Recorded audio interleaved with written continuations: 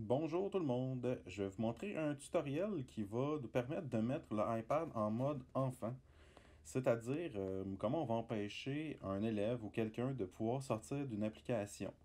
Dans le fond, c'est un bon moyen de restreindre l'utilisation du iPad lorsqu'on a une activité puis qu'on veut que les élèves se concentrent seulement sur une application et non pas à y jouer dans d'autres applications.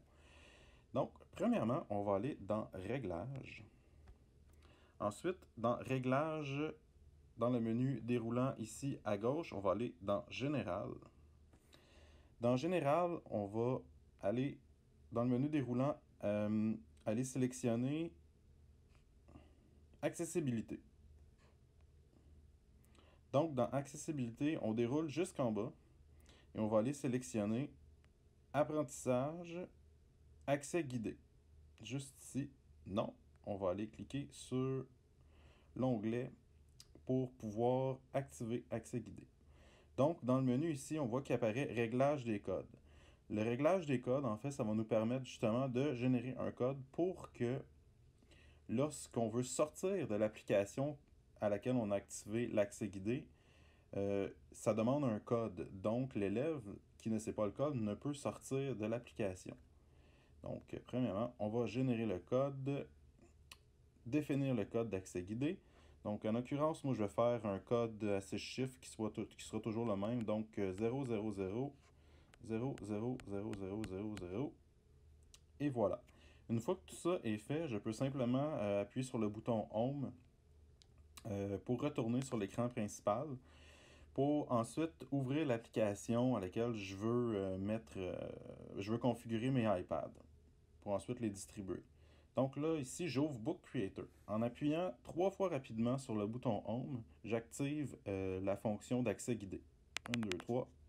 Donc, on me dit l'accès guidé commencé. Donc, ça me permet de jouer dans l'application, de faire ce que j'ai à faire, sauf que en pesant sur le bouton Home, je ne peux sortir. Ça me dit ici en appuyant une fois, l'accès guidé est activé. On va le revoir encore, l'activité. Cliquez 3 fois sur le bouton principal pour le quitter. Donc, si on a un élève qui est assez intelligent et qui sait lire, il va appuyer 3 fois sur le bouton Home pour sortir et qu'est-ce qui va se passer? Il va avoir un code qui va apparaître. Donc, s'il n'a pas le code, il ne peut sortir. Donc, moi, je vais rentrer le code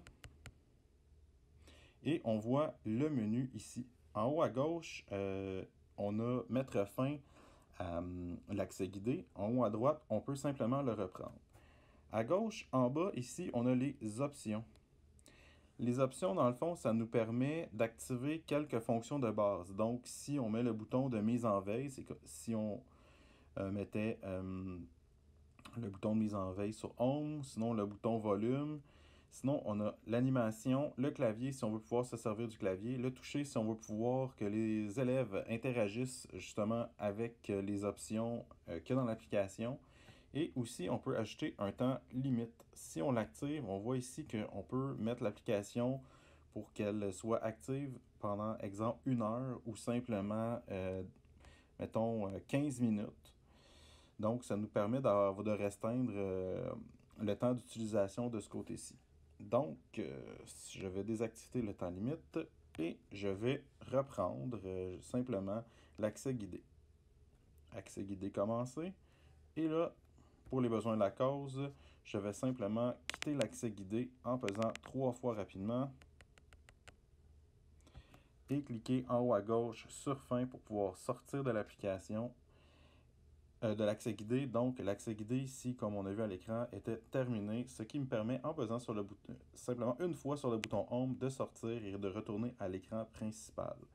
Naturellement, c'est une fonction que je ne suis pas obligé de laisser tout simplement ouverte. Ben, toujours ouverte en fait. Donc, si je veux l'enlever, ben, j'ai tout simplement retourné dans Réglages, Général, euh, Accessibilité, et on retourne ici dans le bas à Apprentissage, Accès guidé, et voilà, je fais simplement enlever Accès guidé. Donc, à chaque fois que je vais vouloir remettre l'accès guidé, on va tout simplement avoir à recréer un code. Ça peut être un code, ça peut toujours être le même, libre à vous.